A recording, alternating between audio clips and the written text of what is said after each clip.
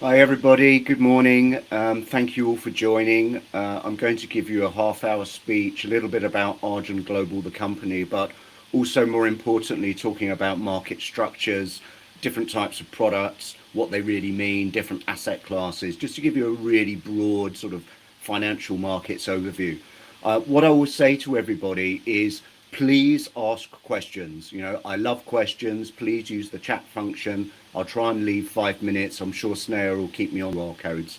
But let's move on. So this presentation I call Financial Markets 101. It really is very basic overview of what are the products, what are the structures. So let's move forward to the next slide, please. So let's just talk about the asset classes at a glance and the size of them. Obviously, all of you will have heard of equity markets. Most of us have some sort of portfolio where we've got exposure. Stock markets globally are kind of booming at the moment, still quite volatile. But the notional outstanding there, you can see of the equity markets, is something like 175 trillion in notional value of the amount of stocks that are traded around the world. Then the next largest one is the fixed income market. Fixed income markets are debt instruments, government issued debt, treasuries, gilts on the UK government. Every major government issues a lot of debt these days, but also companies issue debt as well. And you have interest rate products that you can trade on the back of that debt. Then sitting on overlaying that is derivatives markets. So derivatives primarily made up of futures, options and swaps, and the outstanding notional value, and those derivatives can be on all of the asset classes listed on this chart, is actually enormous at over 800 trillion. And then we get to the really big market, the commodities market. Commodities are physical assets that you and I consume every day. So coffee, cocoa, sugar, we all need those every day.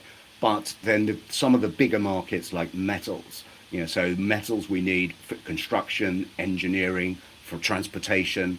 These products are used every single day, which is why the market is absolutely enormous. And then finally, a little thin slice down there is the crypto assets market. Now, people might say, well, why is it so small? Well, the reason why it's so small is crypto is purely driven by retail today. Yes, there are institutions involved. Most of the major banks and asset managers have a little bit of crypto available in their portfolios, but it's largely driven by the retail market. So whereas the other markets above, commodities, derivatives, fixed income, equities, are really dominated by institutional trading, crypto assets is still really dominated by retail. So you can see the enormous potential that it has to grow into the future, and I expect it to do that. Let's move on to the next slide. So quickly, what are derivatives? Well, there are three main types. As I said earlier, futures, options and swaps. I'll give you a little quick example of why you might want to use each of those, and they're like hedging examples, so real world examples. Let's look at futures. Well, futures are the right and the obligation to buy or sell a particular asset at a price agreed today in the future. Now, why is that useful? Let's say I'm a farmer. I've got a farm and I'm growing wheat. I'm going to sell wheat to food processors who will then turn that into cereal, into bread and sell it at the supermarkets. But my harvest isn't till next year around August, September time. I have no idea what's going to happen with the weather. I have no idea what my crop yield is going to be between now and then. But I do want to know how much revenue am I going to get from my wheat. So what I do is I go to the food processors and say, hey, look, it's not good for you or me that we don't know what the price of global wheat's going to be in 9 months' time. Let's fix a price today that we can both agree on. And we have some negotiation. We fix a price that the processors are happy with, I'm happy with, I've covered the cost of my farm. That is a futures contract. And that is a very simple, most basic example of how you can use futures to protect your business. And, the earliest version of futures trading in actual agricultural products can be traced back to Japan in the 1600s, trading rice futures.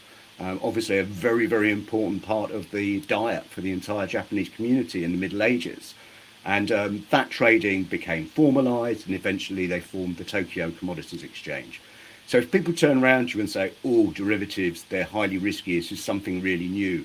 No, they've been around for nearly 500 years. It's just that asset classes you can trade them on are completely different than what they were 500 years ago. So now we look at futures on things like WTI crude, we look at futures on things like interest rates, we look at futures on government bonds. These are more recent developments because those products are really important for corporates and individuals to hedge your exposure now. Let's talk a little bit about options. Options are similar to futures, but they're the right and not the obligation to buy or sell a particular asset at some time in the future. Think of options as like an insurance contract that you're taking out to protect a position you may be holding already. So let me give you an example. Say I'm holding a bunch of stocks on the Mag 7, the big AI stocks in the US, which really drive the US stock market.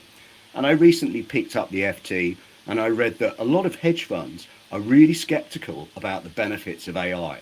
And I think, ooh, that's a bit worrying. My stock portfolio might suddenly drop. So how can I protect myself against that? What I'd do is I'd go to the S&P 500 index options market, which trades on the CBOE, and I'd buy some put options at today's price level to expire at, say, 3 months' time in the future. So I exercise that option in 3 months' time, which means I bought the right to sell S&P options at 3 months' time in the future at today's price. So I protected myself. So if during the next 3 months, a lot of hedge funds do, you know what, we don't buy this AI stuff, I think is a bunch of hype, I'm going to dump those Mag 7 stocks, the whole stock market will drop, but I've protected myself because I've got the right to buy at today's level. So that's why you would use options. One example, think of them as insurance premium. And then finally, swaps.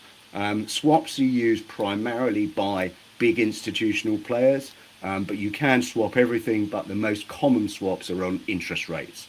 And why is that useful?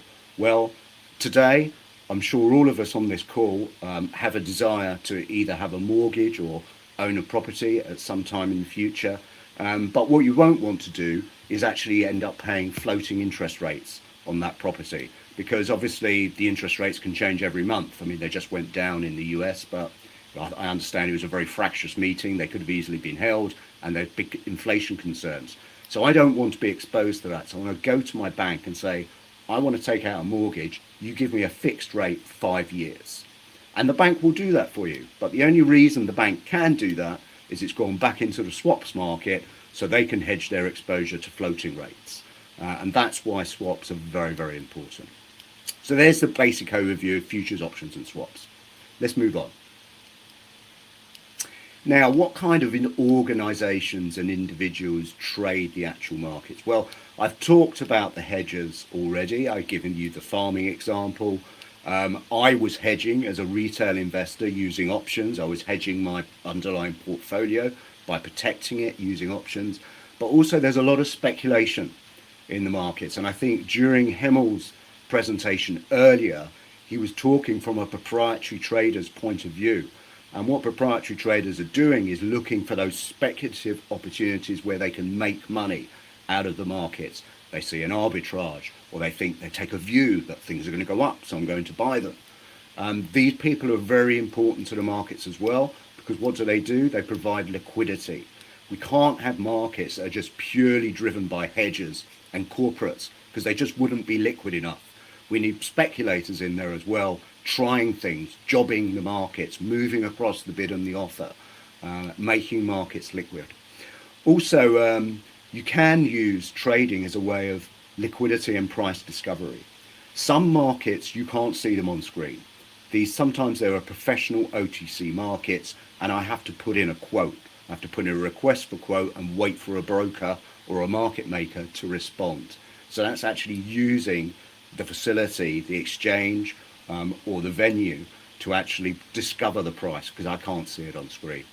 And then of course we have diversification and yield. So pension funds, asset managers, they all hold a lot of our wealth, and they want that wealth to mature when we retire so we get a decent income. So they're looking to diversify their exposure. They don't want to be all in the S&P 500, although it's doing fantastically well. That's too risky. They diversify across government bonds. They maybe have some commodities in their portfolio. So there's a real diversification play.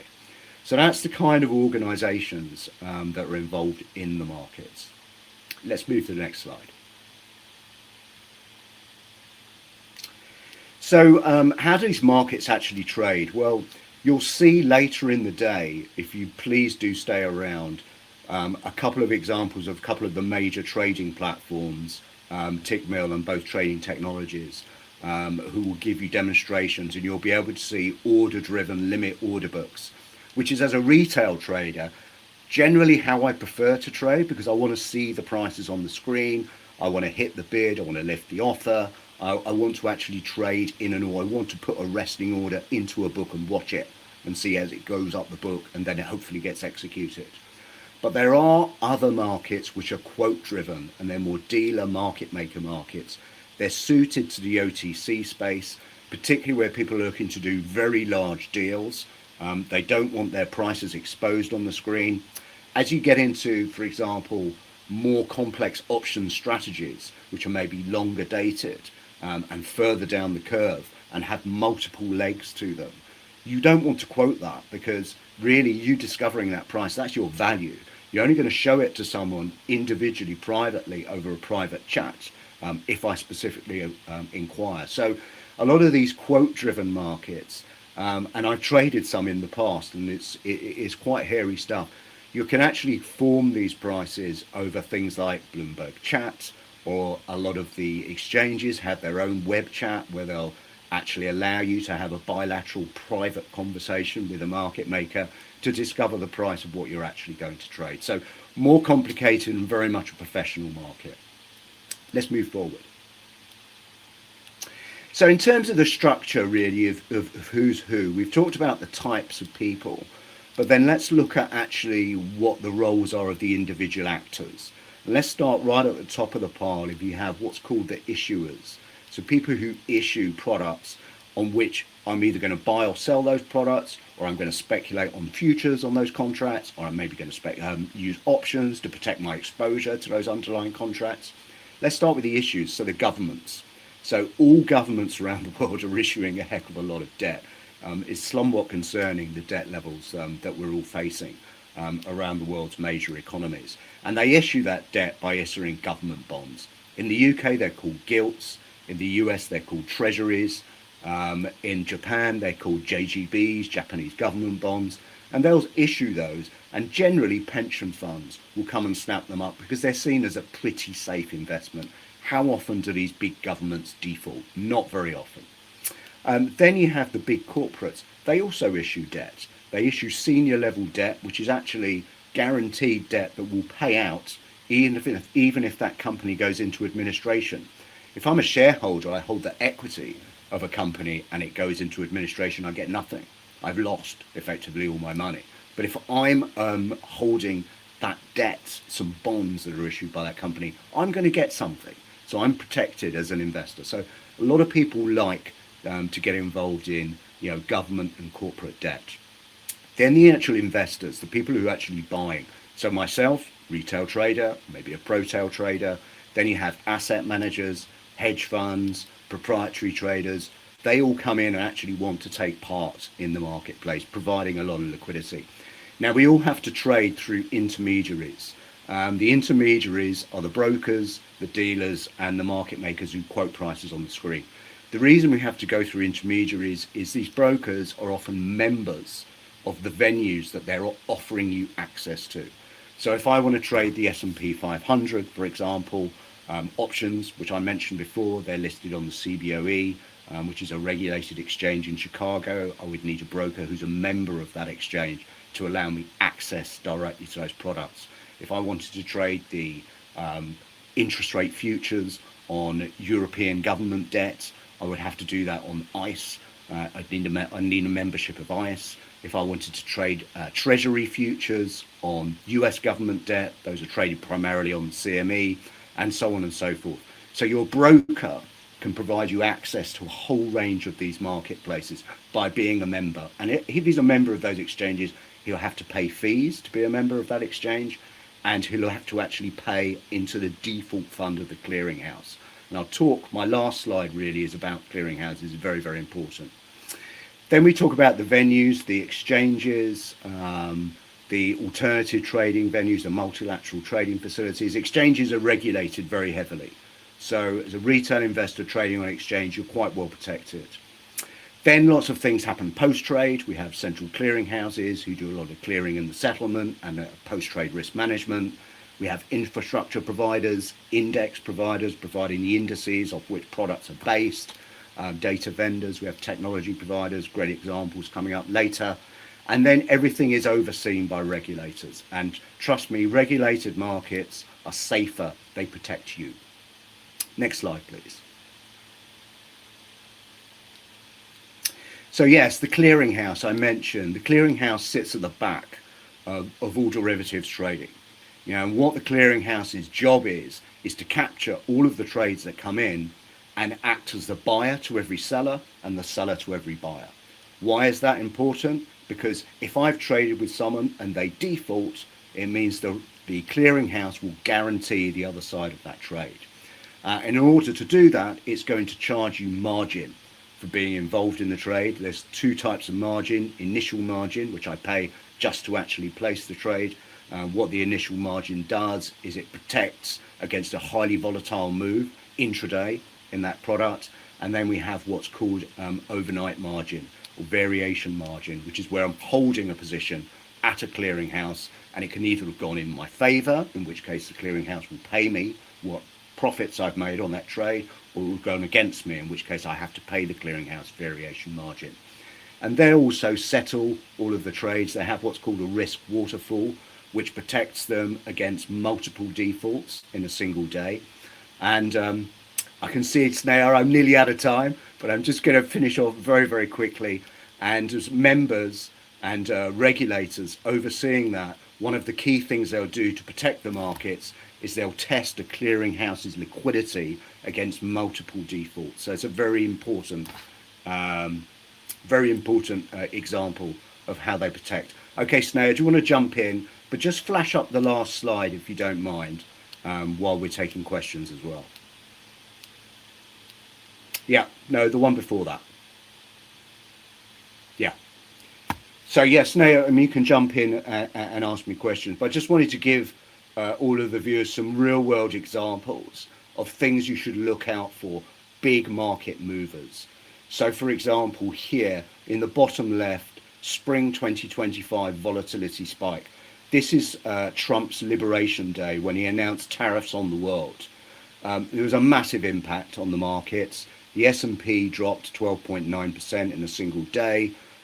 Treasury yields spiked 47 basis points. It was actually the spike in the treasury yields that got him to back off, because if treasury yields are higher, the US government is paying more to service its debt. So he thought, oh dear, I better back away. I don't want to be paying all this extra money on our massive government debts.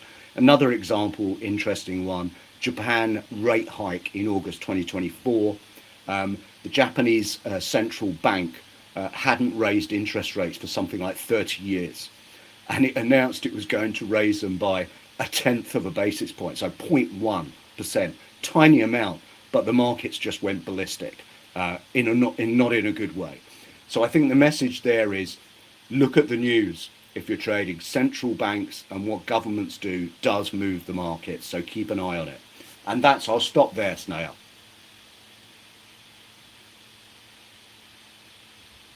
Amazing. That was an incredibly valuable session, Paul, and I've personally taken notes myself. I could hear you all day, but unfortunately, we have to stay on time. So I'll just take maybe a few questions. I see there are some in the comments, if that's okay. Yeah, please, please. Okay, perfect. So the first question I see is from Dwayne. He's asking what kind of risks are we exposed to here? Market risk, counterparty risk, or liquidity risk? So I'd say it's really market risk. I mean, counterparty risk is in a large way eliminated by the role of the clearinghouse, which I thought that's why it's so important that I talked about clearinghouses for a good few minutes. If you're trading on a regulated exchange, they're always backed by a clearinghouse, and that will take care of your counterparty risk. Liquidity risk is something really you're facing before you've even entered the trade. Liquidity risk is I can see on screen how liquid this product is. If there's like 1,000 lots on the bid and the offer all day long. I know I can trade 10 lots. I'm just going to be able to do it immediately. But if you see an empty screen and it's an OTC market, you've got to have really good counterparties. You really need to know people. That's liquidity risk. Amazing. Thank you for answering that question for our viewers. I see there's another question um, from Aparna who's asking, what's one common mistake to avoid when choosing instruments? I'm sorry, one common mistake to avoid when? To avoid when choosing instruments. Um, well, I think if you're going in as a retail trader and you're making your first steps, I would always choose things which are very, very liquid and you can fully see the transparency on the screens. What that means is you can you can plot them, you can chart them, you can do the analysis that Hemel was talking about. You can do your charting, you can look back for relationships between products. If they're trading on the screen and they're well known and they're liquid benchmarks, that's the place you want to start. I wouldn't start with some of the fancy esoteric stuff because that's really more for the professional traders. So I would start with the simple things. So looking at crude futures, treasury futures, JGB futures, index futures. This stuff is really super liquid. And of course, if you do already hold a portfolio of stocks, have a look at some options markets. Look at putting on some options strategies to protect your stocks. But as a retail trader, I'm always buying options. I'm never selling them. Okay, leave that to the professionals. Amazing. Thank you once again, Paul, for an incredibly valuable session that you've had around market structure and how traders should be thinking today. Once more, thank you so much, and we'll move on to our next section. Thank you, everybody. Thank you for listening.